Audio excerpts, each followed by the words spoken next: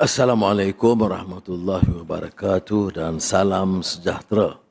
Saudara saya yang saya muliakan, Datuk Seri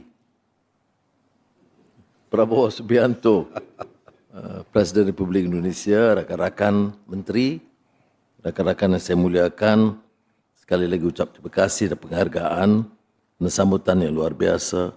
Ini sebenarnya kunjungan tidak rasmi kerja untuk bincang beberapa isu semasa dua hala sebelum kita adakan pertemuan yang agak lebih official akhir bulan nanti.